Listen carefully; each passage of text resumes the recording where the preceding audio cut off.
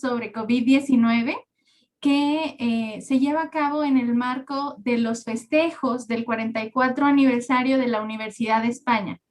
Para mí, la verdad, es un honor recibir al ponente que nos acompaña el día de hoy. Él es el doctor Juan Carlos Tinoco Favila. El doctor Juan Carlos Tinoco Favila es infectólogo del Hospital General 450 y un experto en el tema de COVID-19. Entonces, aprovechen mucho esta charla, hagan muchas preguntas. El doctor, de verdad, ustedes lo van a saber. Es un excelente ponente, un excelente maestro y un excelente médico, excelente infectólogo. Aprovechemos mucho su conocimiento. Doctor, infinitas gracias por aceptar nuestra invitación. Al contrario, gracias a ustedes por la invitación para estar esta mañana con ustedes. Esta plática que voy a presentar la diseñé especialmente para jóvenes estudiantes de medicina. Entonces vamos a empezar con la presentación de un caso que tuvimos en el Hospital General 450, en donde yo estuve a cargo de la coordinación de la atención a pacientes con COVID desde marzo del año pasado, y después pasaremos a lo que es cómo se originó este brote, los aspectos de la patogénesis, de la inmunopatogénesis, el cuadro clínico y el diagnóstico y el tratamiento. Es más o menos la temática que seguiré el día de hoy. Bueno, el caso que les quiero compartir es una mujer de 60 años de edad que es maestra de primaria y que practica ejercicio en forma regular. No fuma y no bebe alcohol. Refiere que en la infancia padeció asma, pero actualmente esta enfermedad ya no está sintomática, pero sí padece hipotiroidismo desde hace 7 años y se trata con levotiroxina 50 microgramos por día. En los antecedentes familiares refiere que su padre padece EPOC, secundaria a inhalación crónica a humos de la leña, y su hermano padece una enfermedad pulmonar no especificada. Acudió a la consulta por un cuadro clínico que tenía 5 días de evolución y que sus características básicas eran ataque al estado general y síndrome febril. 3 días después presentó tos que era seca, tuvo náusea aunque no llegó al vómito, pero presentó diarrea y disnea progresiva. En el interrogatorio dirigido negó cursar con rinorrea, dolor faríngeo, anosmia, exantema o síntomas urinarios que pudieran explicar la fiebre en una mujer de esta edad. Había recibido como tratamiento únicamente acetaminofén 500 miligramos cada 8 horas. En la exploración física a su ingreso, encontramos con temperatura de 39,2, frecuencia cardíaca de 87 latidos por minuto, presión arterial normal, la frecuencia respiratoria estaba en 16 respiraciones por minuto y su saturación de oxígeno respirando aire ambiente estaba en 92%. Estaba consciente y orientada, no había alteraciones en los oídos, en la nariz o en la garganta, la mucosa oral estaba bien hidratada y no presentaba ictericia. No se encontró rigidez de nuca ni adenomegalias cervicales, pero sí en la exploración del tórax se encontraron crépitos basales bilaterales. El ritmo cardíaco era normal, no había soplos y no se encontró incurgitación yugular. El abdomen no mostró alteraciones, no tenía hepato o esplenomegalia y las extremidades tampoco presentaban anormalidades. En los exámenes de laboratorio, como ustedes pueden ver, la hemoglobina, el hematocrito, los leucocitos fueron normales. Llamaba la atención la elevación ligera de los neutrófilos, los linfocitos normales y las plaquetas normales. Los electrolitos séricos fueron normales, lo mismo que las pruebas de función renal, que son urea creatinina, la glucosa estaba normal y el resto de los electrolitos normales. Las aminotransferasas estaban normales, igual que la fosfatasa alcalina. Llamaba la atención que la albúmina estaba baja, lo normal es hasta 3.5, tenía 2.7. Esto puede deberse a diversas causas, En los adultos mayores esto puede ser desnutrición, pero pues ella era una mujer que tenía una nutrición adecuada. La deshidrogenasa láctica, que es una enzima que revela daño celular, estaba elevada. La troponina estaba normal, pero la proteína C reactiva, que es un reactante de fase aguda, estaba muy elevada. La procalcitonina, que es un marcador para investigar la posibilidad de una infección bacteriana, estaba normal. La radiografía de tórax. Aquí fue donde empezaron las sorpresas. Vean ustedes, a pesar de que esta mujer no tenía tantos síntomas, vean cómo estaba su radiografía. Opacidades intersticiales en ambos campos pulmonares, especialmente en la base de los pulmones, especialmente afección del lado derecho, en donde ya empezamos a ver una zona de consolidación con un broncograma que se ve claramente aquí. Estas como ramas oscuras de árboles que significan un proceso inflamatorio alveolar, pero con respeto que respeta los bronquios. Por eso se ve ese broncograma.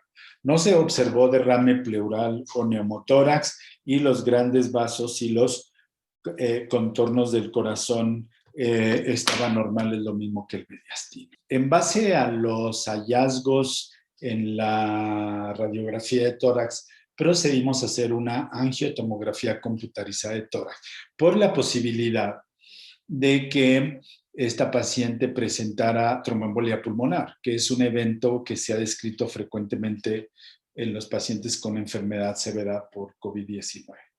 Lo que encontramos en la tomografía fue extensas zonas de vidrio despulido. Vean todo esto, vean estas zonas que están aquí, que son subpleurales y que es lo que caracteriza a esta enfermedad, ¿verdad? Estas zonas subpleurales de vidrio despulido con zonas de consolidación muy amplias, tanto en el pulmón derecho como en el pulmón izquierdo. Aquí pueden ver claramente el broncograma, ¿verdad? Acá se ve muy claramente el broncograma, lo cual habla de zonas neumónicas, pero no se encontró evidencia de embolia pulmonar. Allí en un lado de su cama hicimos pruebas rápidas para influenza A y B mediante un exudado nasal que se tomó con un cotonete. Ambas pruebas fueron negativas, la de influenza A y B. Pero la prueba de PCR para SARS-CoV-2 resultó positiva. Entonces, en base a esto, concluimos que la paciente cursaba con esta enfermedad COVID-19 producida por el virus del SARS-CoV-2. Ok. Tal como establecen los lineamientos internacionales, la paciente fue sometida a un aislamiento estricto y el personal que estaba a cargo de ella en nuestra unidad COVID en el Hospital 450, pues tuvo que observar las precauciones que se establecieron para el manejo de estos pacientes y que básicamente es el uso estricto de equipos de protección personal, que consiste en una bata de aislamiento, guantes, máscara facial o respirador y protección para los ojos. Todo nuestro personal que manejó los pacientes en la unidad COVID, todos recibieron un entrenamiento muy intenso para evitar contagios a través del uso de equipo de protección personal. Esto lo hicimos en marzo del año pasado, antes de que tuviéramos los primeros casos en Durango. ¿Cuál fue la evolución clínica? La paciente recibió oxígeno suplementario a través de una cánula nasal.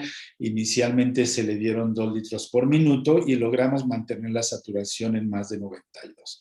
Pero desafortunadamente en las horas siguientes la paciente se deterioró y ella refería que sentía mayor dificultad para respirar y su saturación, a pesar de que se administró una cantidad mucho mayor de oxígeno, 15 litros por minuto, la saturación disminuyó a 91.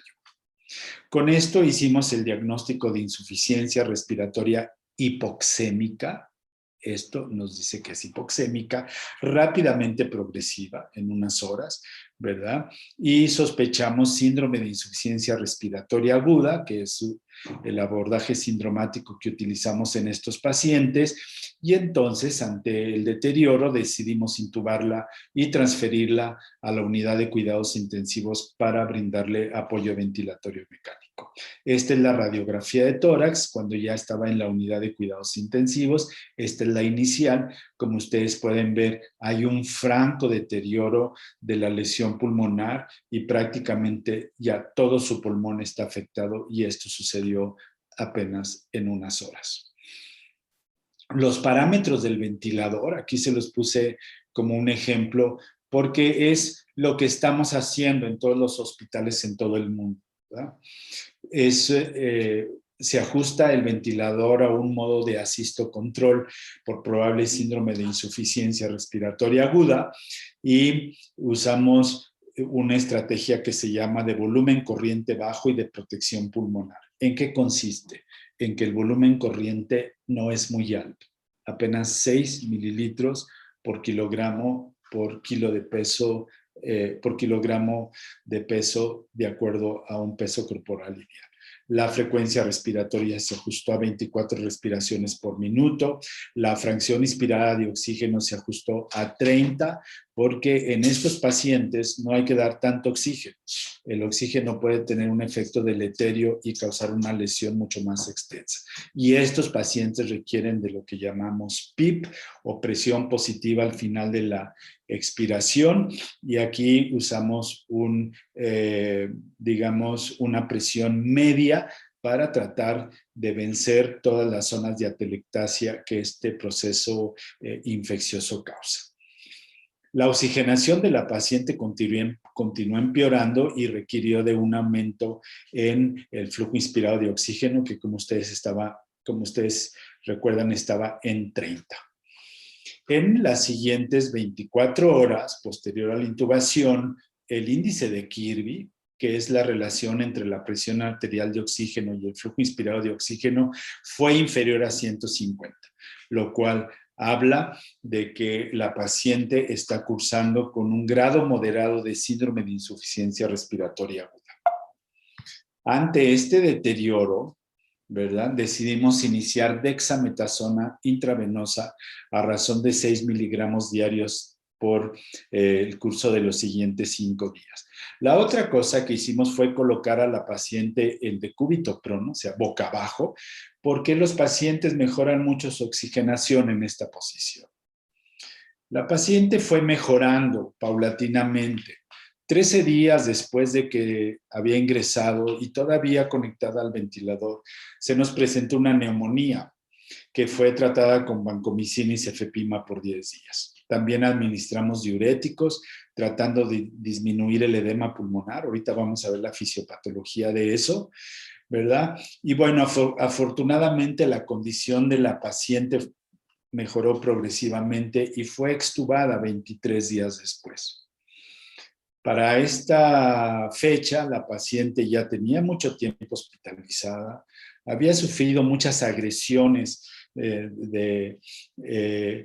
en sus cuidados, en el sentido de que fue intubada, tenía un catéter venoso central, tenía sondas por todos lados, estaba aislada, estaba recibiendo oxígeno a través de un aparato. Todo esto condicionó que tuviera delirio.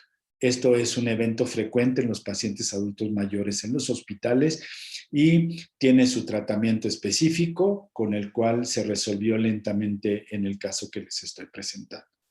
La paciente tenía el día de su alta una saturación de oxígeno satisfactoria, respirando aire ambiente, fue egresada a su domicilio y continuó su rehabilitación, y actualmente realiza una vida completamente normal.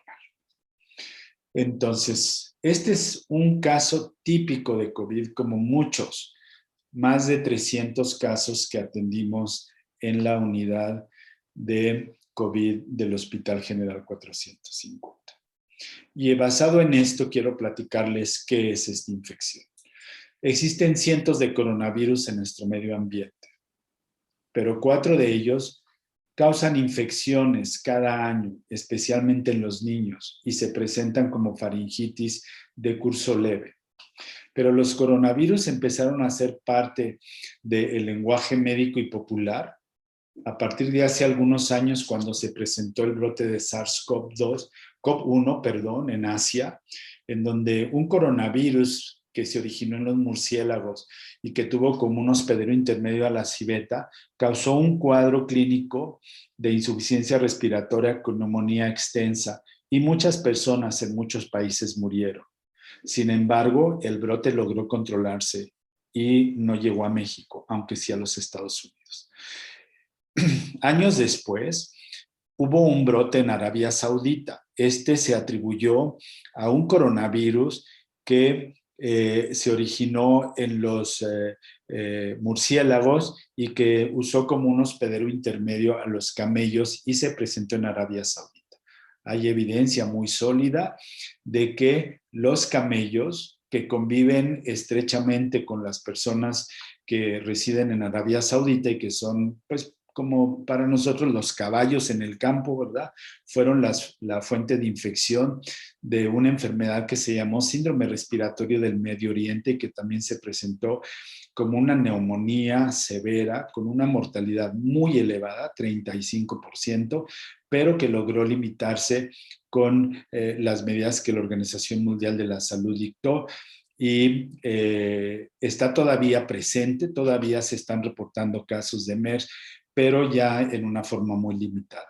El virus del SARS-CoV-1 desapareció cuando se controló y no ha vuelto a aparecer desde entonces. Estos son los antecedentes de lo que aquí están de lo que estamos viendo ahora. En 2002, el brote del síndrome respiratorio agudo severo, que fue causado por el SARS-CoV-1, se originó en China, 29 países se afectaron, 8,000 casos con una mortalidad cercana al 10%. 10 años después, en Arabia Saudita, 28 países afectados, un coronavirus que produce un síndrome también respiratorio agudo y severo, pero en este caso llamado del Oriente Medio. Produjo en la región alrededor de 2,000 casos, pero vean la mortalidad, 34%. Imagínense que en esta pandemia hubiéramos tenido una mortalidad del 34%. Hubiera sido una tragedia terrible. ¿De qué estamos hablando ahora? Bueno, de que el 30 de diciembre China reportó un número creciente de casos de neumonía grave causadas por un nuevo coronavirus, que inicialmente ellos le llamaron nCoV por un nuevo coronavirus y que la Organización Mundial de la Salud estableció como el nombre oficial SARS-CoV-2, el síndrome respiratorio agudo severo por un coronavirus tipo 2. El foco de inicio fue la ciudad de Wuhan, que es una provincia de China, que está situada en una provincia de China y que tiene una población de 11 millones de habitantes. Lo alarmante de esto es que en los días siguientes se identificaron nuevos casos en otras ciudades del mundo, en otras ciudades de China, perdón, y en más de una docena de países en todo el mundo. Ante esto, la Organización Mundial de la Salud el día 23 de enero lo declaró una emergencia y un mes después declaró la alerta mundial por una pandemia que todavía está presente en estos momentos en todo el mundo. La fuente original del virus fue un mercado de mariscos y pescados en los que, como ustedes ven en la fotografía, esta es una fotografía real de este mercado, conviven animales vivos y muertos, con vendedores, con locatarios y con compradores en condiciones sanitarias muy deficientes. Los chinos, cuando van al supermercado, no compran la carne como nosotros la compramos aquí en los supermercados, ya empaquetada y lista para prepararse. Los chinos compran los animales vivos, porque de esa manera ellos se aseguran que la carne es más fresca y que lo que ellos consumen lo que ellos consumen tiene un valor nutritivo máximo. Es parte de la cultura china y por eso los mercados están llenos de animales vivos, tanto aves como peces, como otros animales que sirven para alimentar a 1,400 millones de personas que viven en China, que es el país más poblado de la Tierra. Este brote se origina en una ciudad que es un centro de conexión aérea que enlaza múltiples destinos de China con otros países, lo que hizo que esta epidemia se diseminara muy rápidamente. la transmisibilidad y la distribución geográfica del virus han sido mucho más amplias de lo que inicialmente se pensó. Cuando empezamos a oír de esta pandemia, dijimos va a ser igual que el SARS-CoV que vimos hace algunos años. Qué equivocados estábamos, ¿verdad? En menos de 3 meses ya teníamos casos prácticamente en todos los países del mundo, incluyendo México. Este es el virus que causa la enfermedad. Es un coronavirus, esta es la estructura típica. Se llama coronavirus porque, como ustedes pueden ver, su estructura en esta fotografía se parece a la corona radiada del Sol. Tiene varias estructuras eh, que forman parte del virus, pero quiero referirme en particular a 2 de ellas, ¿verdad? Aquí es un virus de ácido ribonucleico. Esto es importante por el tema de las vacunas, ¿verdad? Y que en su superficie se encuentran estas proyecciones que se llaman proteínas de espícula o proteína S por su nombre en inglés de spike. También tiene una matriz y una nucleocápside, pero quiero que fijen su atención en estas 2 estructuras, porque ahí está mucha de la explicación de la patología y especialmente de la inmunopatogénesis. ¿Cómo se transmite este virus? Bueno, pues como todos los coronavirus o la gran mayoría de los coronavirus, su hospedero inicial es el murciélago. Los murciélagos tienen una amplia convivencia con otros animales que son hospederos intermedios y son animales con los que el ser humano convive estrechamente, especialmente estos animales en China, en los que el ser humano, los chinos los usan para muchos propósitos, no solo alimentarios, sino también con fines curativos, como medicinas alternativas. Bueno, pues el ser humano se infectó por un hospedero intermedio que todavía no se ha determinado con certeza cuál es, pero se presume que es este animal que se llama pangolín, ¿verdad? Y a través de esto el ser humano se infecta. Cuando un humano se infecta, su principal vehículo de transmisión a otras personas son las gotitas que expulsa en la respiración, aunque también métodos alternos de contagio son el contacto directo o contacto con superficies contaminadas. Una vez que una persona cercana a este individuo se infecta, pues puede transmitirlo, en el caso de la mujer, a su bebé. Todavía no estamos totalmente convencidos de que hay una transmisión transplacentaria, porque muchos de los bebés que se han infectado, incluyendo casos en el Hospital Materno Infantil con nosotros, es porque la madre en el momento de dar a luz estaba infectada y su bebé también se infectó. Afortunadamente todos los bebés tuvieron un curso extraordinariamente benigno. Un aspecto importante en una epidemia es lo que se conoce como el número de reproducción efectiva.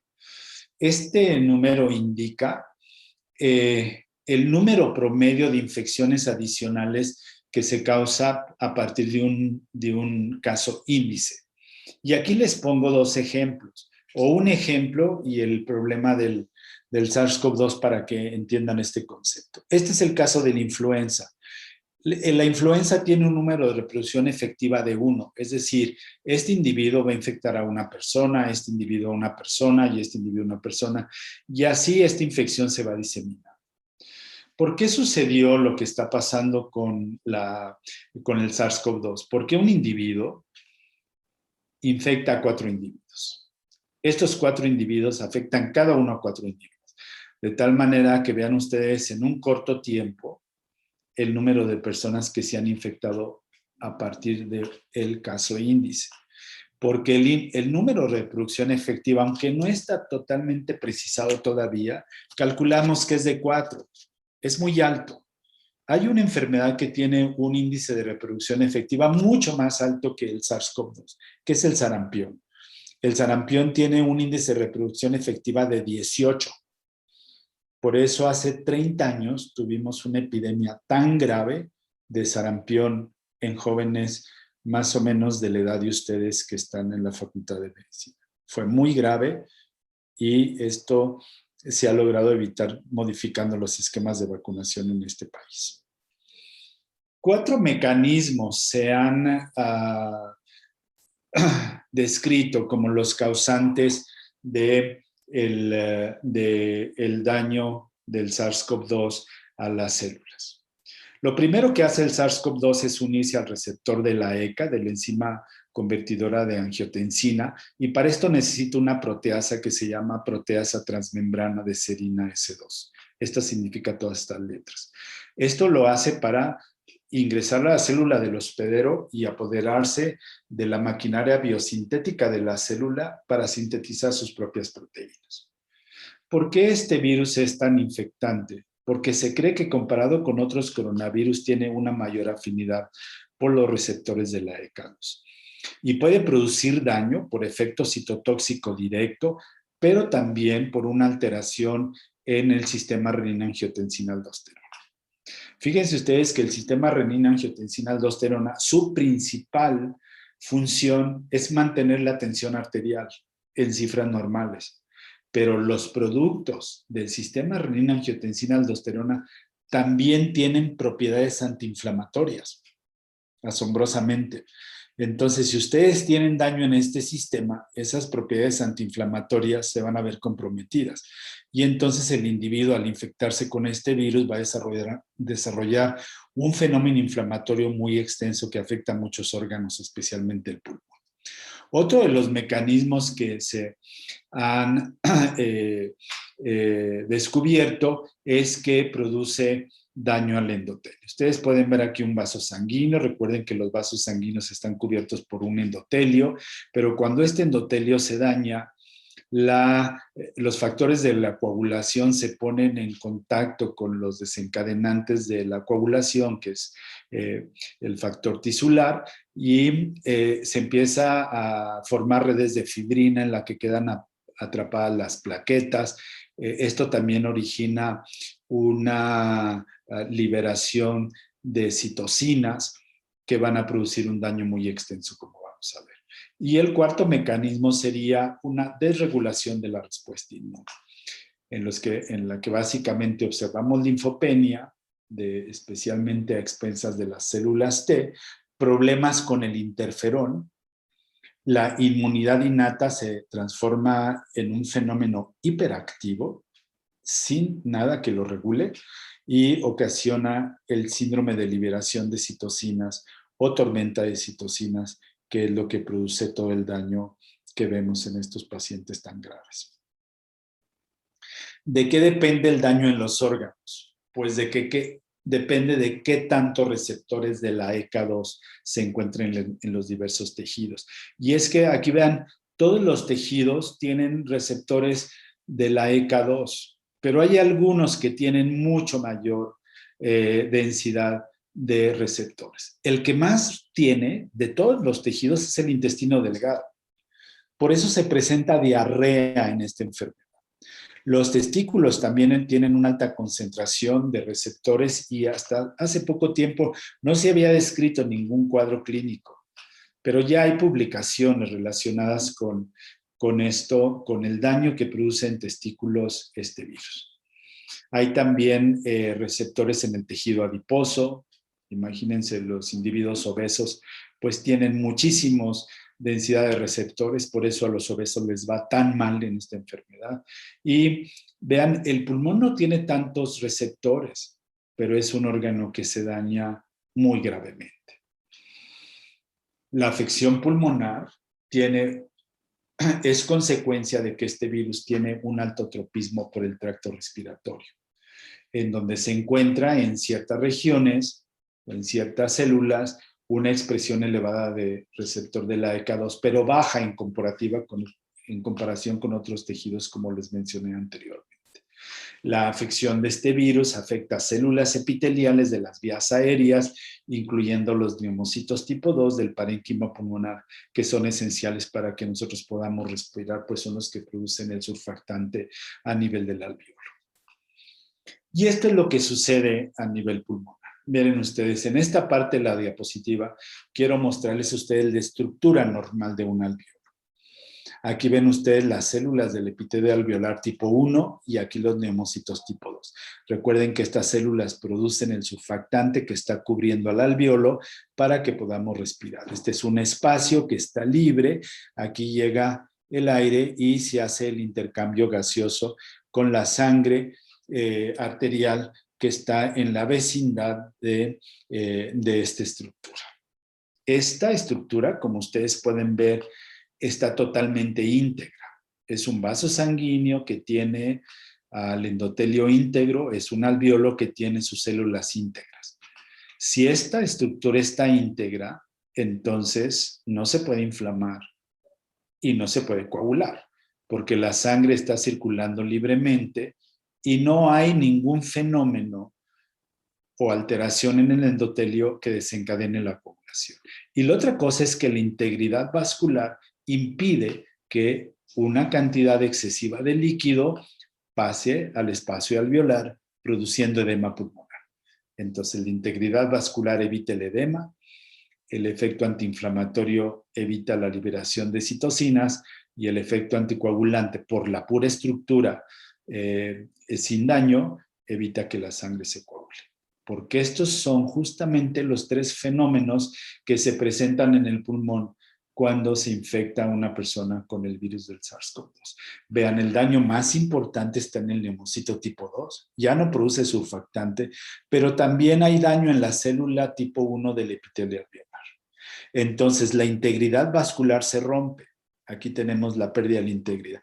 ¿Qué sucede? Pues se forma edema pulmonar. El efecto antiinflamatorio también se altera, ¿verdad? Y entonces aparecen una gran cantidad de citocinas, especialmente interleucina 6. Y todo esto, en su conjunto, produce lo que llamamos tormenta de citocinas. Y dijimos que no debería coagularse. El problema es que al romperse el endotelio, al dañarse el endotelio por el daño viral, la cascada de la coagulación se pone en contacto con los factores tisulares que desencadenan la activación de la cascada de coagulación por la vía clásica con el factor 12 de Hagemann. Finalmente se forman redes de fibrina en donde quedan atrapadas las plaquetas y se echan a andar los mecanismos de anticoagulación que se reflejan por un incremento importante en el dímero D. Entonces esto es justamente lo que vemos clínicamente. Edema pulmonar, trombos y un fenómeno inflamatorio muy extenso en el pulmón, que es el que ocasiona que los pulmones se pongan blancos. Toda esta lesión nos impide respirar y los pacientes requieren de manejo avanzado de la vía aérea para poder salvar su vida. El cuadro clínico de esta enfermedad se basa en varios factores de riesgo. Lo primero que tengo que decirles es que el 80% de las personas van a cursar asintomáticos o con enfermedad leve. El 80% de las personas. ¿Qué personas más probablemente van a ser asintomáticas o con enfermedad leve? Los niños pequeños y los adultos que todavía no alcanzan los 50 años. Individuos sanos que no tienen obesidad, que no tienen hipertensión, que no tienen diabetes, que hacen ejercicio rutinariamente. Estas personas tienen muchas posibilidades de que la enfermedad sea leve y que muchos de ellos tengan síntomas menores que solo se tratan con paracetamol, como fiebre, fatiga, tos seca, ¿verdad? Algunos de ellos presentan opacidades en vidrios despulidos o franco fenómeno neumónico, pero no requiere de ningún tratamiento, ni de ingreso al hospital, ni de administración de oxígeno en la casa. Recuerden que el periodo de incubación es alrededor de 5 días, ¿verdad? Pero el periodo más crítico está aquí. Una vez que una persona se ha infectado, a los 14 días, tenemos que estar muy alertas, porque en ese momento esta persona puede presentar deterioro progresivo de la función respiratoria que clínicamente se manifiesta como disnea. Puede presentar descontrol de enfermedades coexistentes como la hipertensión o la diabetes y un síndrome de insuficiencia respiratoria severo que requiere intubación y de ingreso a la terapia intensiva. alrededor del 15% de las personas van a pasar a esta etapa. Más probablemente individuos de más de 60 años de edad con comorbilidades. Pero fíjense cómo solo un 5% de las personas presentan enfermedad grave y pueden morir a consecuencia de esta enfermedad. Recuerden que la mortalidad es de alrededor del 4%. En México es 10%. ¿De qué mueren estas personas? De síndrome de insuficiencia respiratoria aguda, de lesión cardíaca aguda y de falla multiorgánica o sepsis, ¿verdad? También de origen viral. ¿Quiénes más probablemente son estas personas? Aquellos individuos de más de 60 años de edad, especialmente si tienen comorbilidades. ¿Cuándo más o menos se encuentra la fase más grave de la enfermedad? Alrededor de 20 días después de que iniciaron los síntomas. Estas son las personas que atendimos en la unidad COVID. Estas son las personas, muchas personas, entre 12 y 15 casos diarios que atendimos en el consultorio. Entonces, las manifestaciones clínicas de esta infección dependen de los órganos afectados. Los síntomas constitucionales son muy importantes e incluyen fiebre, escalofrío, mialgia, fatiga y letargia. ¿Qué pacientes más probablemente van a presentar enfermedad severa? Ya les mencioné, edad mayor, obesidad. Los hombres se agravan más frecuentemente que las mujeres. Más grave la enfermedad en las personas que tienen daño cardíaco, pulmonar o renal, diabetes, cáncer o inmunocompromiso. Puede haber afección del cerebro con manifestaciones que varían desde una cefalea hasta un accidente vascular cerebral. Puede haber daño ocular con conjuntivitis. Ustedes saben que muchos pacientes se quejan de anosmia y ageusia, que es resultado de un daño a todas las raíces nerviosas a este nivel, pero que se recupera al 100%. Ya les mencioné cuál es el daño pulmonar, básicamente daño a las células alveolares tipo 2 y desencadenamiento de una respuesta inflamatoria muy extensa que se manifiesta como disnea e hipoxemia y que evoluciona al síndrome de insuficiencia respiratoria aguda, justamente como les mostré en el caso que vieron, y que en la radiografía se presentan opacidades, les llamamos en parche, en vidrio despulido, en ambos campos pulmonares y de localización subpleural. Es muy, muy característico. Cuando has visto un caso, el siguiente caso lo diagnosticas muy rápidamente porque la imagen es muy característica. Puede haber afecciones cardíacas. Estas afecciones son comunes y las más frecuentes son miocarditis, pericarditis, arritmias o síndrome coronario agudo. Muchos pacientes murieron de infarto agudo del miocardio. Puede haber manifestaciones gastrointestinales, que lo más frecuente es diarrea, pero también puede haber daño hepático o daño al páncreas, de tal manera que muchos pacientes presentaron diabetes mellitus como primera manifestación de la infección por este virus en la lesión, al inicio de la pandemia.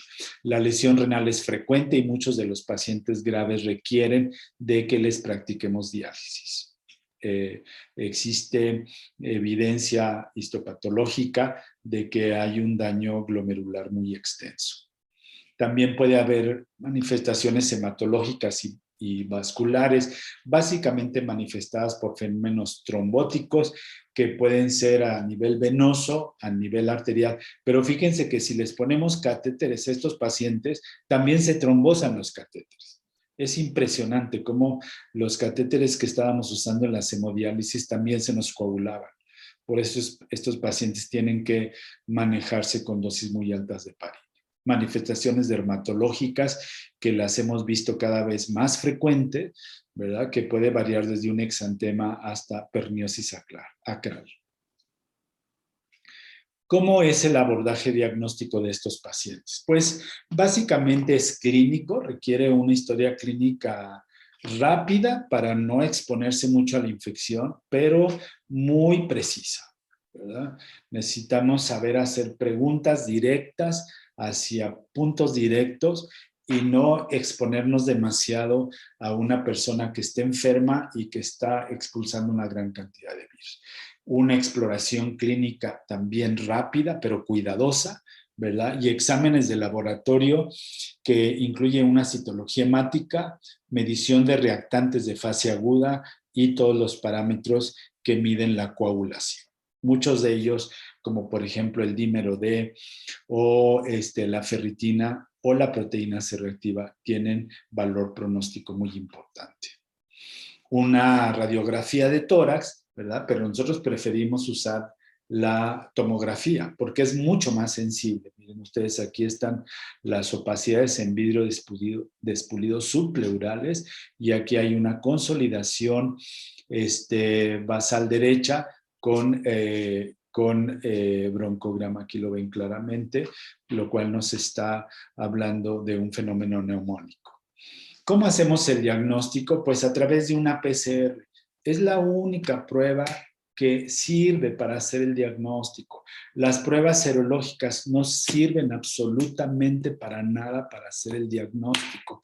Mucha gente se iba a hacer pruebas serológicas y llegaban y me decían que no tenían COVID porque las pruebas serológicas eran negativas. Totalmente falso. Las pruebas serológicas no son herramientas para diagnosticar esta enfermedad, ni tampoco para valorar inmunidad. Esas pruebas serológicas no detectan los anticuerpos neutralizantes que se requieren para demostrar que una persona es inmune. Así que, por favor, no recomienden hacer pruebas serológicas a nadie. No sirven más que para que la gente ande tirando su dinero. ¿De acuerdo? Lo que ustedes tienen que hacer es una prueba que se llama PCR o reacción en cadena de polimerasa en un exudado faríngeo, que tengan en cuenta que en las fases iniciales de la enfermedad puede ser negativa. Si ustedes tienen un paciente con un cuadro clínico muy característico, pero la PCR es negativa, espérense un poquito, vuélvanla a repetir. Vuélvanla a repetir. 3 días después o 4 días después, la prueba seguramente va a ser positiva. Muchas de estas pruebas que resultaron negativas puede ser porque los especímenes no fueron recolectados adecuadamente. ¿Qué hacemos en el paciente que esté en casa? Que fue la gran mayoría de los pacientes. Pues primero yo les diría que no hacer tanta tontería como vimos que hicieron con muchos de estos pacientes. ¿Qué hacemos? Un interrogatorio y una exploración física, especialmente valorando cuál es la saturación de oxígeno. Si hay síntomas típicos y estamos en medio de una pandemia, pues el diagnóstico es muy fácil. El paciente llega y te dice, tengo COVID, sin haber visto un médico, ¿verdad? Lo primero que hay que hacer es confinar todos los casos sospechosos inmediatamente. Hacer una prueba de PCR, una radiografía del tórax, y si la radiografía del tórax es normal, allí le paramos, pero si los resultados son sospechosos, tenemos que hacer una tomografía. Exámenes de laboratorio generales, pruebas de coagulación y algunos marcadores inflamatorios que nos pueden servir también como parámetros de severidad. Gases arteriales en los pacientes que están hospitalizados. ¿Qué pacientes deben tratar en casa? El 80% de los pacientes. ¿Cómo se tratan? Pues con alivio de los síntomas. Solo con paracetamol, reposo y descanso. No hay que darles más medicamentos. Todos los medicamentos que se estuvieron usando en una forma irracional en esta pandemia, se ha demostrado que ninguno de ellos modificó la evolución de la enfermedad. Acitromicina, ivermectina, nitazoxanida, cloroquina, ya hay estudios muy serios que demostraron que esos medicamentos no sirven para nada, que lo que hay que hacer con el paciente es mandarlo a su casa, que esté en reposo, que esté bien hidratado y alivio de los síntomas con paracetamol, ¿verdad? Y en constante comunicación con el médico para informarle de qué nivel de saturación tiene, para ver, darse cuenta en algún momento si está evolucionando una enfermedad severa o grave que requiera de hospitalización. Los pacientes con enfermedad leve se recuperan al 100% solo con un tratamiento sintomático.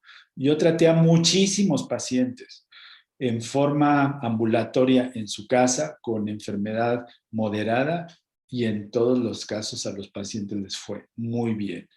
¿Qué hice? Estar en una comunicación estrecha con ellos a través del WhatsApp, ¿verdad? Que ustedes usan todos los días y informándome acerca de su saturación. No hay ningún tratamiento que demuestre utilidad en la enfermedad leve o moderada. No hay que dar dexametasona, excepto en los pacientes que se hospitalizan.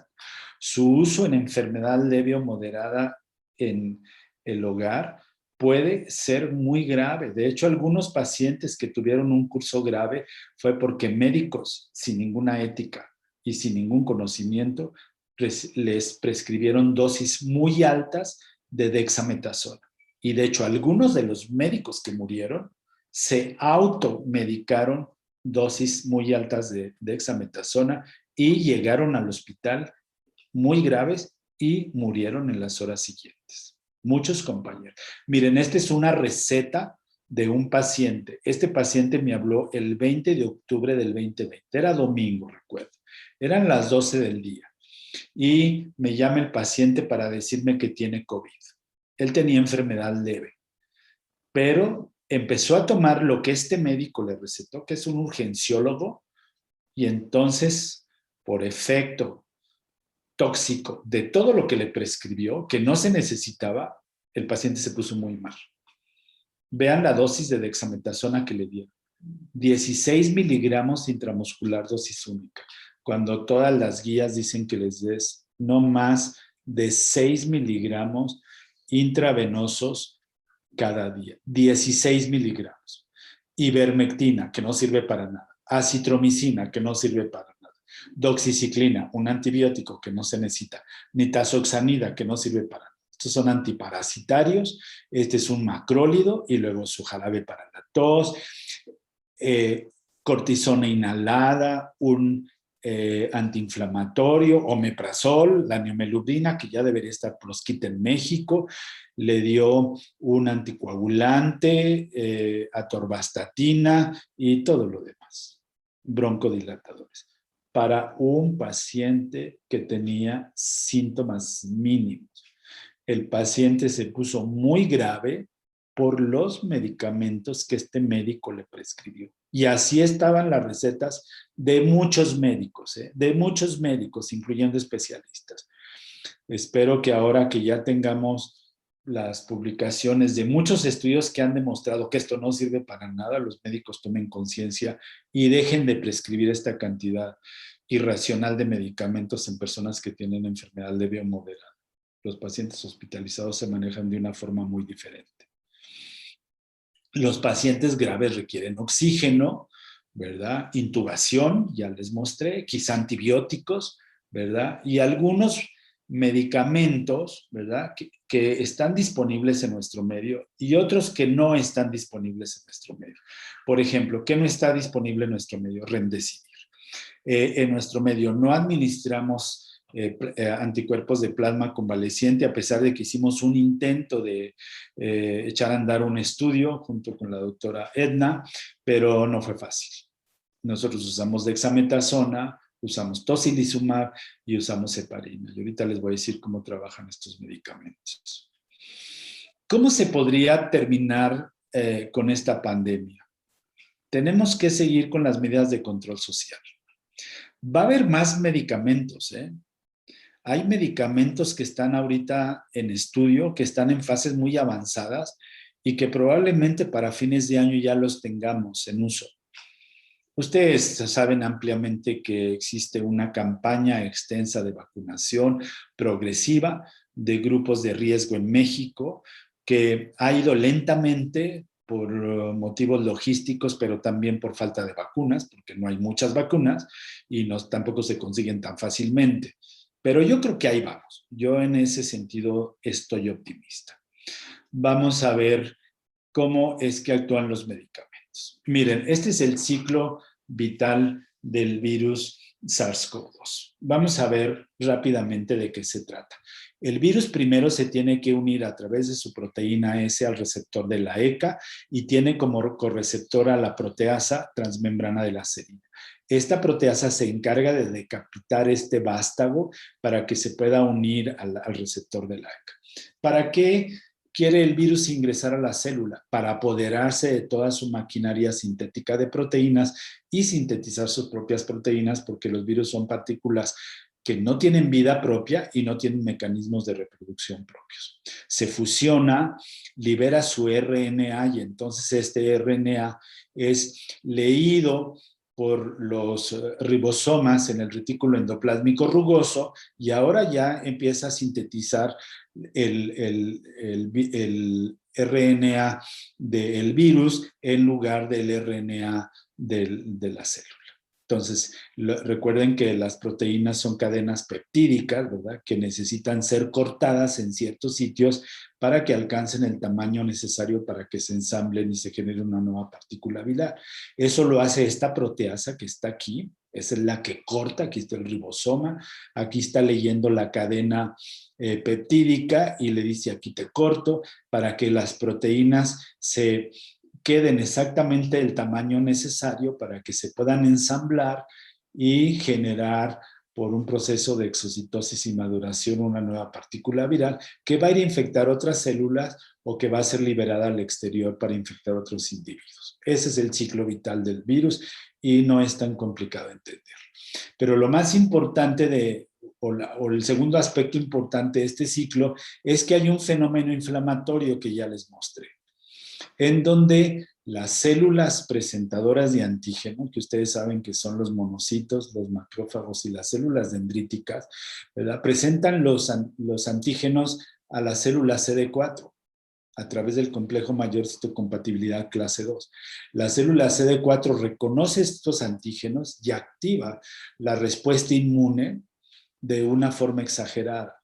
Y entonces se libera una gran cantidad de citocinas, pero la más importante o el objetivo que tenemos en este tratamiento es la interleucina 6, ¿verdad? Que se va a unir a sus receptores y va a amplificar la respuesta inflamatoria.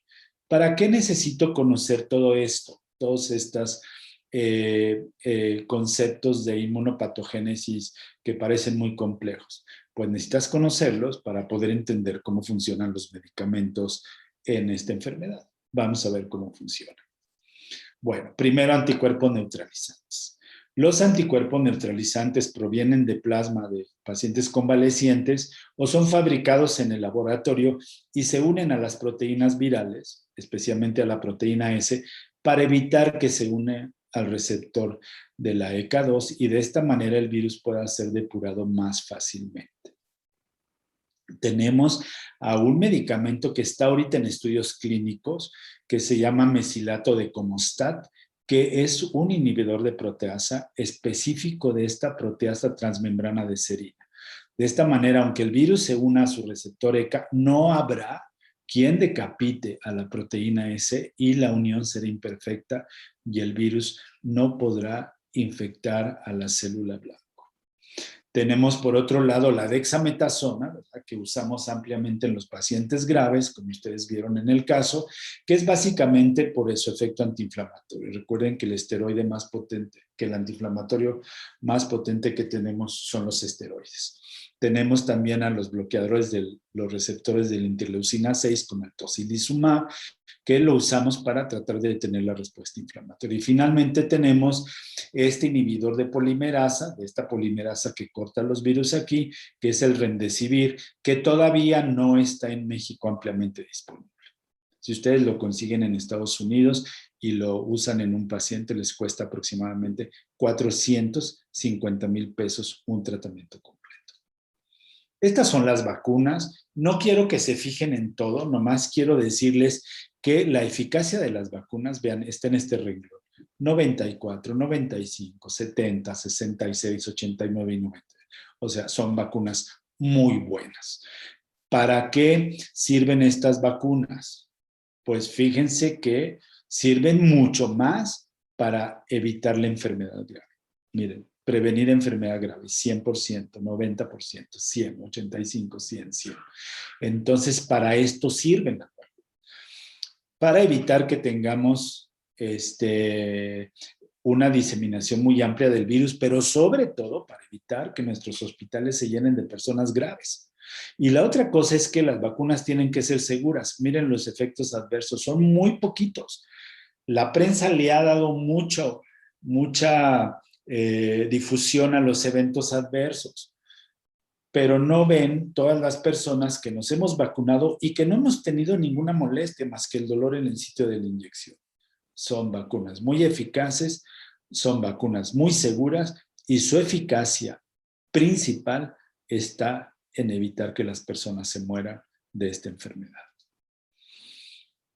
¿Cuánto debe de durar el confinamiento? Solo 8 días, ¿verdad? Muchas personas siguen siendo PCR positivas, pero son virus muertos, son restos virales. Entonces, cuando se nos infectó el personal en el hospital, a los 8 días los poníamos de regreso, ¿de acuerdo? Existen algunas condiciones en las que el confinamiento puede trasladarse a 10 días, pero en general nosotros regresamos a los 8 días todas las personas que nos infectamos y que teníamos que regresar a trabajar, porque el hospital estaba lleno. Teníamos 60 pacientes graves hospitalizados. Quiero concluir, ya me pasé un poco de tiempo, pero quiero concluir diciéndoles que el SARS-CoV-2 es el agente causal de la pandemia de COVID-19. Que este es un coronavirus altamente contagioso, pero con una menor letalidad, menos mortal que el SARS-CoV-1 y el MERS. Su principal mecanismo de daño es a través de unión al receptor, que le lleva a desarrollar un efecto tóxico directo, alteración en el sistema renina-angiotensina-aldosterona, daño a las células endoteliales y una alteración muy grave de la respuesta inmune. La mayoría de los pacientes cursan con enfermedad sintomática o leve. Pocos de ellos desarrollan enfermedad grave con daño pulmonar, que es la alteración más frecuente y más grave y la principal causa de muerte. Hasta este momento no existe ningún medicamento eficaz en contra de este virus. Y en el paciente que no requiere hospitalización, no hay necesidad de darle tantos medicamentos. Los pacientes evolucionan bien con un poquito de cuidado de parte de su familia, con hidratación, con reposo y tratamiento sintomático. Muchas gracias por su atención. Imagino que habrá una sesión de preguntas. Doctor, muchísimas gracias por su charla. Sé que la había dado ya en otras ocasiones y yo tenía muchísimas ganas de escucharla, entonces me siento muy afortunada de haberla podido ver hoy. Y efectivamente, si usted tiene tiempo para preguntas, me gustaría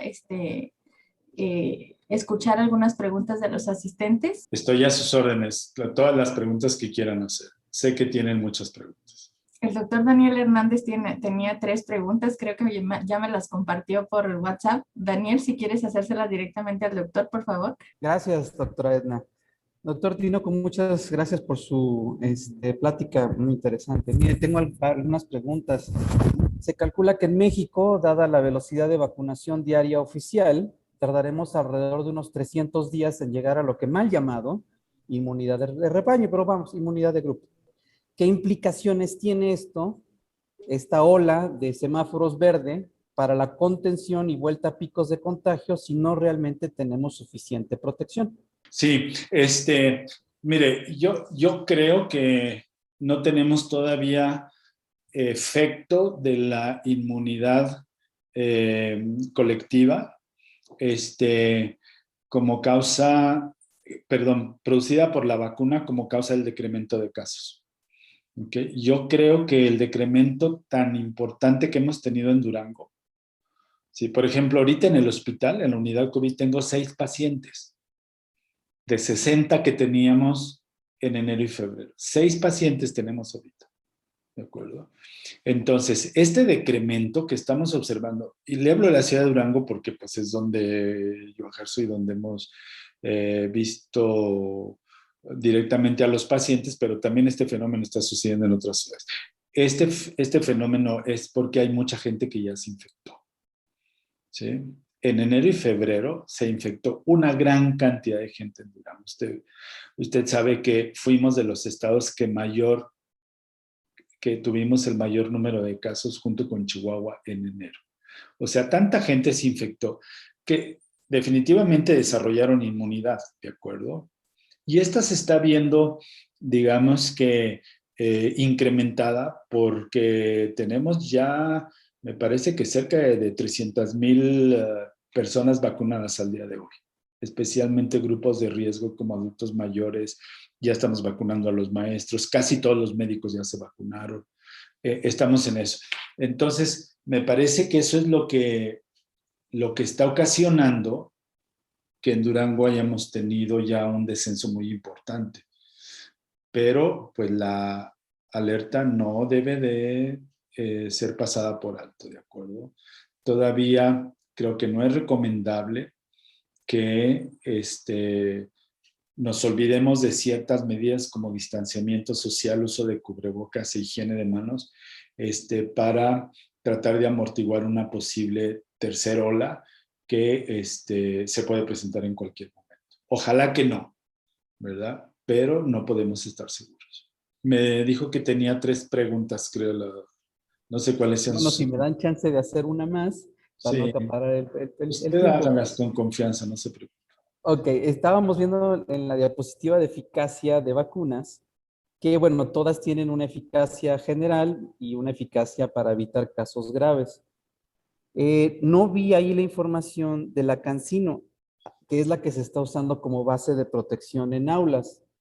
Sin embargo, hasta donde yo recuerdo, es de las que menos, por ahí anda como por ahí el 60% de protección para casos graves. Me pregunto si hay procedimientos, políticas o algo ya establecido que le dé una directriz de Secretaría de Salud a las escuelas en el caso de que de repente se dé un brote en un salón porque un alumno vino infectado y resulta que el maestro pues ya se infectó. ¿Y entonces qué vamos a hacer?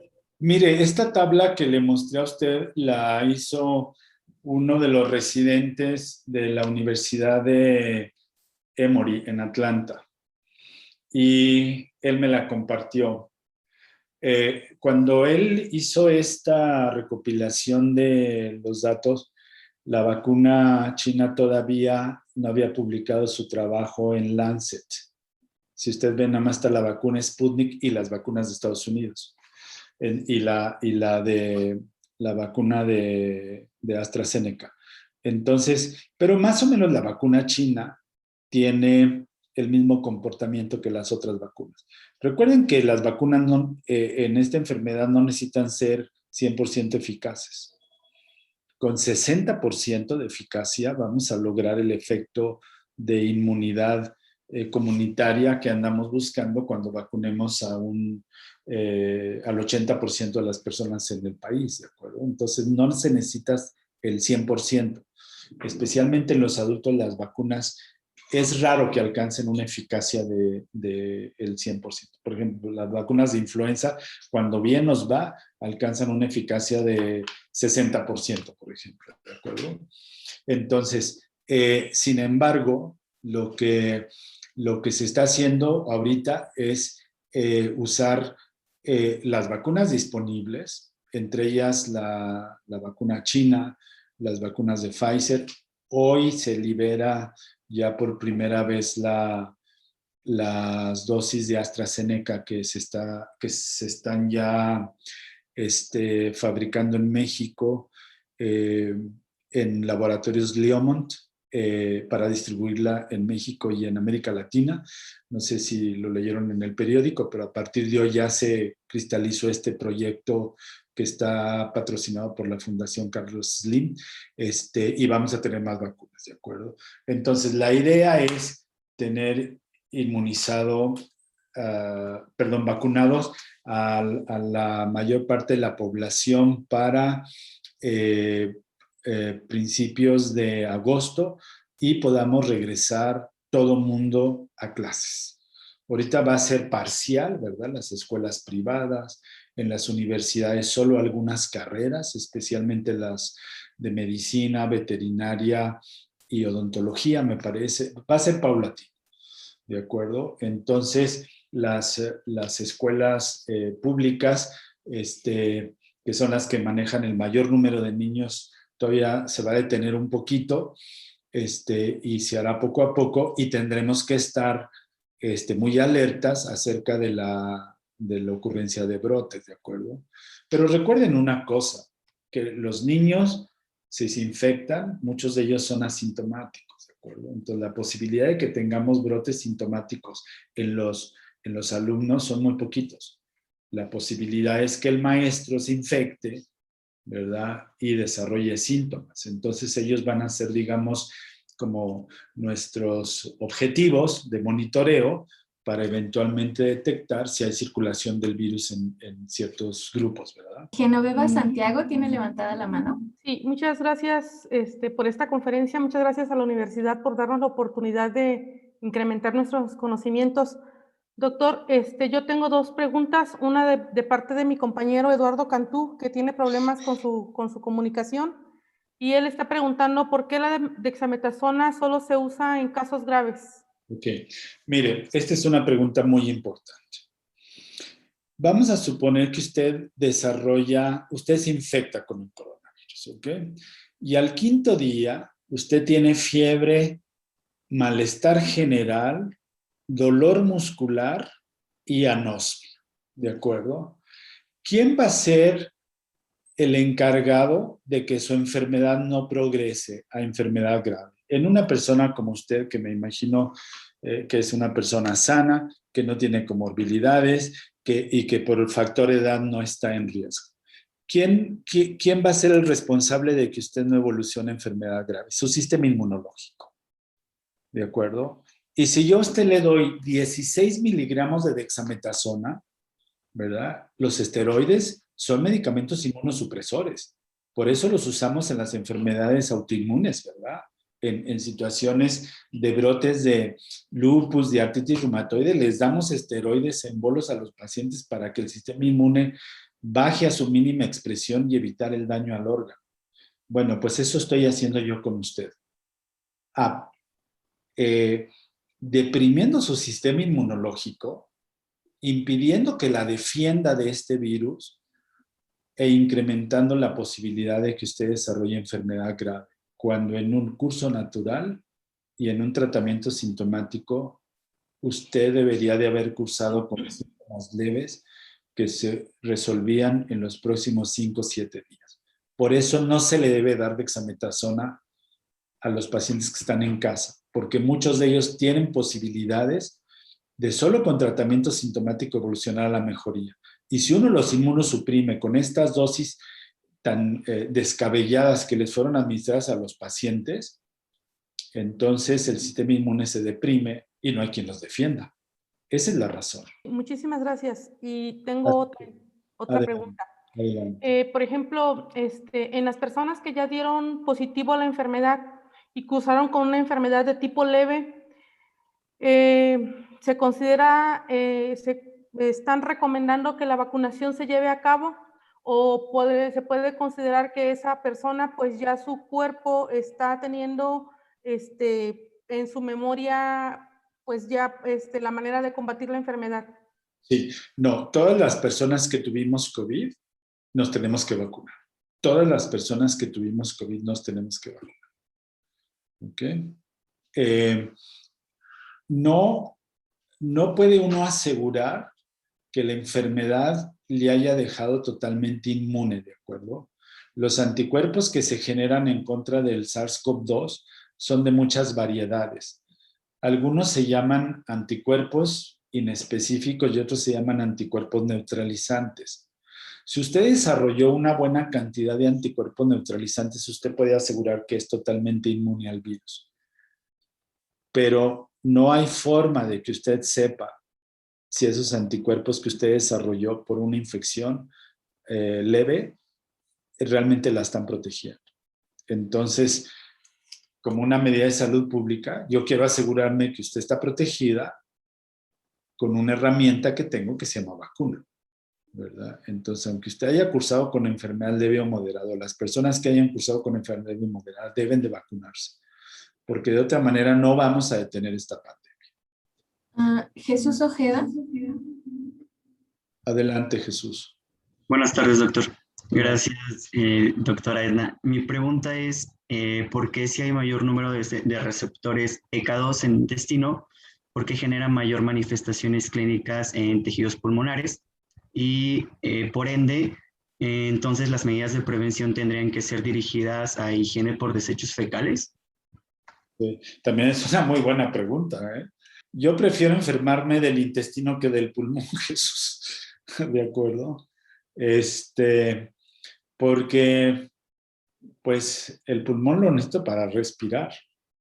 Entonces, el daño en el pulmón es una estructura muy finamente diseñada para que el aire pase, ¿verdad? Y podamos respirar, ¿de acuerdo? Entonces puede ser que el pulmón tenga comparativamente menos receptores, pero una vez que se daña, ¿verdad? Se hace una respuesta inflamatoria tan extensa, ¿verdad? Que no somos capaces de sobrevivir. Recuerda que en el intestino nosotros andamos comiendo todo lo que encontramos en donde lo encontramos, especialmente ustedes los jóvenes, ¿verdad? Entre burros, gordas, todo eso. ¿Qué estás recibiendo constantemente? Una gran cantidad de antígenos en el intestino, ¿no es cierto? De todos los días, a través del agua, a través de los alimentos. Entonces el intestino como que está más preparado para eventualmente un antígeno más poderlo controlar, ¿de acuerdo? El pulmón no, ¿de acuerdo? Entonces tú hablas de la ruta fecal de expulsión viral que pudiera ser una ruta importante de transmisión, efectivamente. Nada más que eso es más fácil de evitar, ¿verdad? Por ejemplo, lavándonos las manos después de ir al baño, ¿verdad? No hay cubrebocas para acá, para atrás, ¿verdad? Pero sí lo puedes evitar lavándote las manos. O sea, es muy difícil que una persona esté en contacto con las heces de otra persona, a menos que sea una comunidad en donde hay fecalismo al aire libre y se contaminen los mantos freáticos, por ejemplo, ¿verdad? De donde beben agua. Pero esto no es un mecanismo importante y sí la vía respiratoria, ¿de acuerdo? Porque estamos en contacto con muchas personas, porque el contacto es muy estrecho. Si tenemos un enfermo en casa, el contacto es muy continuo. Si estamos atendiendo a pacientes, pues el contacto es cotidiano y es toda la mañana con pacientes que están expulsando una gran cantidad de virus. Por eso mucho del personal de salud nos infectamos, ¿verdad? Sin duda. Muy bien. Eric Meneses. Buenas tardes, doctor. Adelante. Disculpe, yo quería preguntar, doctor, aparte del medicamento, ¿habrá un tipo de medicina alternativa que usted recomiende para pacientes moderados y leves? Pues mira, es una pregunta que no te puedo contestar porque yo no me dedico a la medicina alternativa, ¿verdad? Obviamente yo no recomiendo la medicina alternativa porque no creo en la medicina alternativa, ¿verdad? Yo creo en la medicina alópata, en la medicina que tiene evidencia científica en publicaciones serias y que han demostrado a través de estudios clínicos que tiene un valor, ¿verdad? Recuerda que la medicina alternativa justamente es alternativa porque en la gran mayoría de los casos no existe ninguna evidencia sólida de que tenga un efecto benéfico, ¿verdad? Pues no te puedo dar información sobre eso porque yo no me dedico a eso. Pero muchos pacientes usaron medicina alternativa, ¿verdad? Muchos. Isaac Cisneros tiene levantada la mano. Sí, buenas tardes. Hola, buenas tardes, Isaac. No es una pregunta, es un comentario y pues ver si me lo puede complementar, doctor. Es en relación al mal uso de los fármacos, en que pues muchos doctores estuvieron recetando ceftriaxona, siendo que pues esta cefalosporina no tenía ningún efecto pues positivo para COVID y abusaban de este antibiótico, lo que causaba pues que se debilitaran las defensas y que personas estuvieran vulnerables a patógenos oportunistas. Y bueno, pues en caso de que estuvieran activos para COVID, hubiera una coinfección. Sí, mira, te voy a platicar cuál es el origen de la prescripción de ceftriaxona una ámpula de 500 miligramos intramuscular diaria por 3 días en todas las farmacias anexas, en todos los consultorios, lo que llamamos farmacias similares, en todos los consultorios anexos a las farmacias que funcionan en todo el país.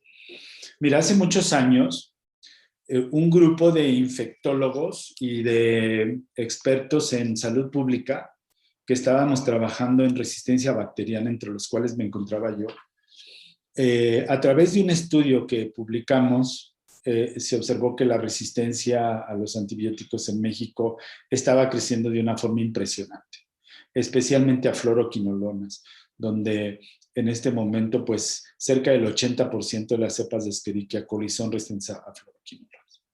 Entonces, dos personas del grupo, una doctora de salud pública y una doctora de Mérida, Yucatán, fueron a la Cámara de Diputados y hablaron con el diputado que en ese momento estaba a cargo de la Comisión de Salud. Él es un cirujano de León, Guanajuato, y lo convencieron de que llevara al Pleno de la Cámara de Diputados una ley secundaria de la Ley General de Salud que prohibiera la venta libre de antibióticos. Esto tuvo éxito, ¿verdad? Y entonces en el diario oficial apareció, se comunicó que estaba prohibida la venta libre de antibióticos. O sea, no podías ir a comprar antibióticos sin una receta médica. ¿Qué fue lo que sucedió? La venta de antibióticos en las farmacias bajó más de un 70%. ¿Qué hicieron las farmacias? Poner un médico en un consultorio anexo y decirle a todos los pacientes que vengan aquí, les vas a dar ceftriaxona. Cuando menos, una ámpula diaria por 3 días, porque es el antibiótico que yo vendo. Si tú no lo prescribes, pues la farmacia no prospera. Y si la farmacia no prospera, tú te quedas sin trabajo. Ese es el origen de la prescripción de ceftriaxona. Tú vas a una farmacia similar y te dan ceftriaxona, frasco ámpula de 1 gramo de 500, intramuscular, 3 ámpulas, una intramuscular diaria por 3 días. Porque el dueño de la farmacia le dice al médico, si no prescribes esto, te quedas sin trabajo. Mira, nosotros organizábamos un curso de antibióticos hasta hace algunos años en la Facultad de Medicina de la Universidad Juárez del Estado de Durango. El doctor Dinael Beltrán y un servidor. Algunos de los alumnos que asistieron a ese curso o que fueron mis alumnos en el curso de infectología, encontré algunas recetas de ellos prescribiendo ceftriaxona y les llamé por teléfono. Le dije, oye, ¿qué fue lo que yo te enseñé? Que les dieras antibióticos a pacientes que tienen faringitis viral, especialmente ceftriaxona, que no sirve para nada en las infecciones de vías respiratorias superiores. Y me dijo, doctor, usted me enseñó eso. El problema es que yo necesito los 6,000 pesos que me pagan aquí, ¿verdad? Y si no prescribo ceftriaxona, me corren. Ese es el origen de esa absurda prescripción de ceftriaxona intramuscular por 3 días en todas las farmacias que tienen consultorio anexo, las farmacias similares. Ese es el origen. Es una indicación totalmente absurda para el uso de antibióticos. La ceftriaxona y las cefalosporinas de tercera generación tienen muy pocos usos indicados en forma ambulatoria. Por ejemplo, se usan en la gonorrea, eso en el tratamiento de primera elección, una sola aplicación. Se pueden usar en forma ambulatoria en otras muy pocas indicaciones, pero en México hay un abuso impresionante. ¿Qué ha sucedido con esto? Que tenemos ahora una epidemia en México de beta-lactamasas de espectro extendido, ¿sí? Y ahora vamos a tener que usar carbapenémicos. ¿Y qué tenemos como consecuencia del incremento en el uso de carbapenémicos? Pues 5% de las cepas que estamos aislando en el laboratorio ya producen carbapenemasas. Y si ya no tenemos carbapenémicos, ¿qué nos queda? Nada. Nada. ¿verdad? Este problema que tú mencionas de la prescripción de antibióticos, lo platicamos con Hugo López-Gatell antes de que fuera subsecretario de Salud. Él es miembro de la Asociación Mexicana de Infectología y es una persona que trabaja mucho con nosotros en aspectos de resistencia. De hecho, él ha publicado algunos artículos. Y entonces, cuando él ya estuvo de subsecretario, por allí mencionó en alguna ocasión la necesidad que había de separar a los consultorios de las farmacias, que hubiera una ley que te dijera, la farmacia no puede tener un médico al otro lado prescribiendo los medicamentos que el dueño de la farmacia diga. Pero ¿qué crees? Que se viene la pandemia, ¿verdad? Y pues todo lo demás pasó a segundo plano, todo lo demás. Entonces, pues habrá que retomar esto, ¿verdad? Y tratar de que esto termine en México, pero es un problema muy grave. Antonio Aldapa. Bueno, es que respecto a las dosis, doctor, nosotros en clase de farmacología habíamos comentado algo así justamente por el caso de dosis máxima de dexametasona en pacientes críticos de COVID. Y el doctor nos había comentado que incluso por día en pacientes se podían usar hasta 32 miligramos de dexametasona. Falso totalmente, falso. Y que no había daño alguno, porque ya ve que pues al final de cuentas son corticosteroides. Y pues también hay descontrol en glucosa y otros problemas que nos pueden llegar a causar. Y me llamó mucho la atención el dato que ahorita usted nos decía, que era respecto, pues, una dosis totalmente diferente. Por eso es que yo tenía la duda, pues, realmente, entonces, ¿a cuál me voy sobre dosis tope o cosas así? Es muy sencillo, Antonio. Revisa 3 guías de tratamiento diferentes. ¿Ok? Te voy a decir 3. Revisa la guía de la Asociación Americana de Infectología. IDSA se llama, IDSA. Está gratis. ¿Ok? Recuerda una cosa. Todas las publicaciones que digan COVID o SARS, todas las publicaciones en todas las revistas del mundo están de acceso gratuito. Tú las puedes abrir y leer. O sea que no hay pretexto para no leer. ¿De acuerdo? Pero mira, revisa las guías de la ITSA, Infectious Diseases Society of America. Revisa las guías inglesas. Están publicadas en el British Medical Journal. Y revisa las guías de la JAMA, del Journal of the American Medical Association. Revisa esas 3 guías. Son las más importantes. ¿Y qué vas a encontrar allí? Dexametasona, 6 miligramos,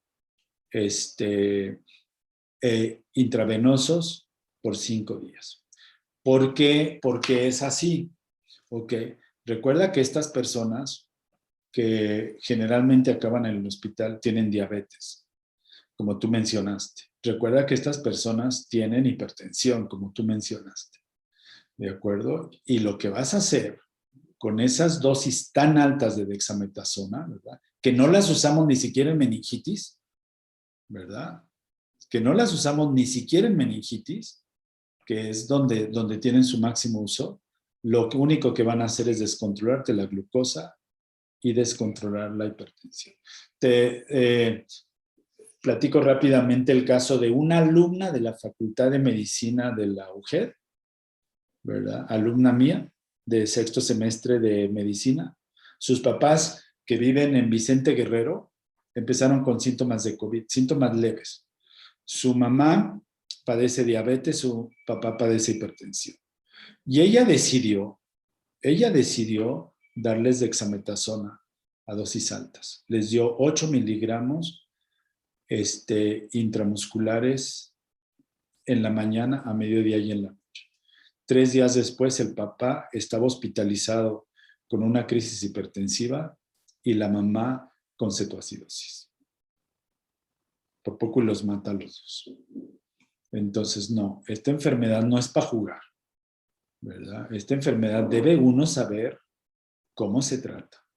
Porque uno de los médicos que murió, uno de los médicos muy reconocidos en Durango que murió, él se trató solo en su casa, con dosis muy altas de dexametasona, y no quería hospitalizarse. Varios médicos hablamos con él y dijo no. Cuando ya estaba muy grave, su esposa lo convenció de que se fuera a la unidad de COVID del 450. Estuvo hospitalizado cerca de 2 meses y finalmente murió, ¿verdad? Pero el error de este doctor fue haberse aplicado dosis tan altas de dexametasona, ¿verdad? Y no haber recibido tratamiento médico adecuado en una unidad que estaba especialmente diseñada y entrenada para eso. Entonces, no. Lee los lineamientos, no me creas a mí. Lee lo que está publicado. Toda la literatura está gratis. Y ve 3 lineamientos y ve quién tiene la razón. ¿Ok? Y haz tu propio criterio hacia eso. Ok, muchas gracias, doctor. De nada, Antonio. Doctor Tinoco, yo le robé esa frase. No me creas a mí, léelo. Claro. Alondra Villasana. Respecto a los pacientes con COVID que son tratados con paracetamol, por ejemplo, si los pacientes son alérgicos a este medicamento, ¿qué alternativa tiene? Ibuprofeno, ¿verdad? O ibuprofeno y paracetamol juntos, doctora.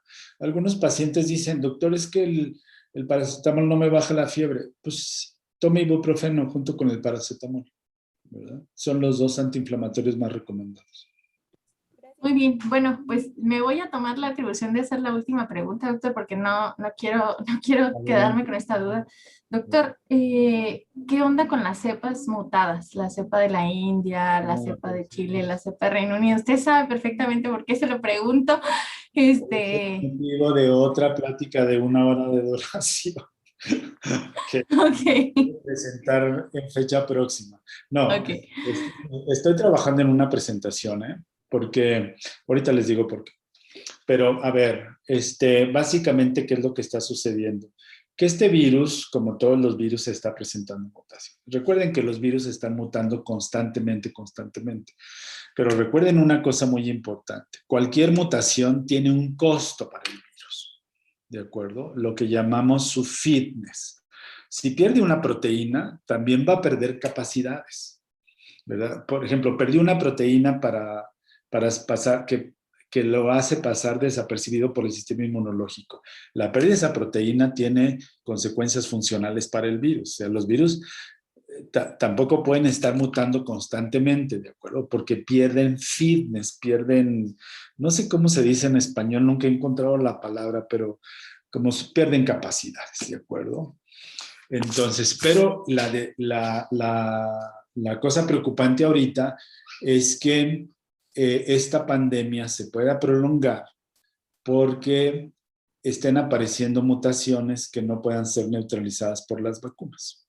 Eso es lo que estamos temiendo. Y entonces habrá que generar vacunas contra las mutaciones y habrá que revacunarse con otra vacuna que ya tenga incluidas las mutaciones. Esa es así en general la preocupación a nivel mundial, ¿de acuerdo? De hecho, déjenme decirles que el día 22 de junio, ¿verdad?, empieza aquí en Durango un estudio que vamos a llevar a cabo un servidor y mi grupo de investigación del Instituto Pasteur en París. Estamos trabajando con ellos con una vacuna bivalente que ya te cubre contra el virus que está circulando en México ahorita y también ya te protege contra la mutación de Brasil. El día 22 de junio empieza el estudio. Ok, vamos a vacunar a personas que no se hayan vacunado contra COVID, los vamos a seguir por 1 año y vamos a ver cuántas personas se infectan en el curso de ese. Y así van a empezar a surgir estudios en los meses próximos de vacunas que ya van a estar dirigidas con contra la mutación inglesa, contra la mutación de la India, ¿verdad? Pero lo que sí les puedo decir para tranquilidad de ustedes en este momento es que acaba de aparecer un artículo en Science en donde demuestran en forma fehaciente que las vacunas que estamos usando protegen en más del 80% contra las mutaciones que están circulando en este momento en el mundo. Entonces, no va a haber modificaciones en el esquema de vacunación en este momento, basado en que las vacunas tienen una eficacia mayor al 80% en contra de las mutaciones, pero lo que sí vamos a ver es que varias compañías como por ejemplo Pfizer o Moderna o Sanofi Astra van a empezar a desarrollar formulaciones en sus vacunas que puedan cubrir con una mayor eficacia estas mutaciones. Eso es lo que va a pasar pronto, ¿de acuerdo? Entonces habrá que estar leyendo y habrá que estar alertas acerca de los cambios en la protección de las vacunas, la circulación de las mutaciones y si hay necesidad de volvernos a vacunar con otra cosa diferente, ¿de acuerdo? Pero nosotros ya vamos a empezar este estudio el día 22 aquí el día 22 de junio, 23 de junio, aquí en Durango. Muchas gracias, doctor. Ay, pues, ¿qué le digo? Muchísimas gracias. Yo creo que todos estamos muy emocionados. Creo que aprendimos mucho. Hubo momentos, o sea, súper interesantes. Hubo momentos para mí, en lo personal, muy complicados al escucharlo hablar de la evolución y de las muertes y demás. Usted sabe cómo ha estado el asunto. Entonces, de verdad yo quedo muy agradecida con usted, quedo muy honrada de que nos haya aceptado esta invitación. Ojalá que cuando tenga su charla preparada de las cepas mutadas también acepte compartirla con la Universidad de España, con la Escuela de Ciencias Médicas. A los estudiantes que se conectaron, muchas gracias por su interés, muchas gracias por mantenerse, por sus preguntas. De verdad, ustedes son el motor que hizo que esta semana de festejos estuviera llena de ponentes de la trayectoria del doctor Tinoco. ¿Qué más les puedo decir, no? De eso se trataba. Entonces, doctor Tinoco, muy agradecida siempre por todo y ahora también por esto. Gracias a todos ustedes por su atención. Espero que la información que comenté el día de hoy sea de utilidad para cada uno de ustedes.